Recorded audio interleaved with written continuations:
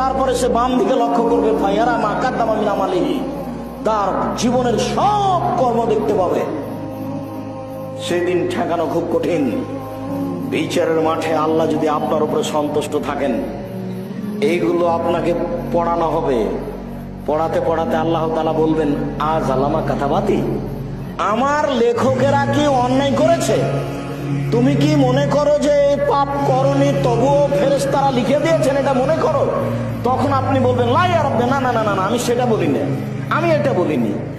তখন আল্লাহ তাআলা বলবেন, আউযরুল্লাহ, তোমার কোনো আপত্তি আছে? আমাকে কিছু বলতে চাও? তখন আপনি বলবেন, লা ইয়া রাব্বি, না, আমি আপনাকে কিছু বলতে চাই না। তার মানে আপনি পাপ স্বীকার করবেন। তখন আল্লাহ বলবেন, শোনো, সাতারতুহা ফিদ দুনিয়া, ওই পাপকে আমি দুনিয়াতে ঢেকে রেখেছি। তুমি মানুষের পাপকে ঢেকে রাখতে, এই জন্য আমি দুনিয়াতে তোমার পাপ ঢেকে রেখেছি, কাউকে দেখতে দিইনি। বিচারের মাঠে গাফারতু লাক, আমি তোমাকে ক্ষমা করে দিলাম, তোমার পাপ কাউকে দেখতে দেবো না, জান্নাতে যাও। বিচারের মাঠে আল্লাহ আপনার পাপকে ঢেকে রাখবেন কেন? আপনি দুনিয়াতে মানুষের পাপ, মানুষের দোষকে ঢেকে রেখেছেন, এই জন্য। আমি যদি বুঝাতে না পারি, আমি অক্ষম।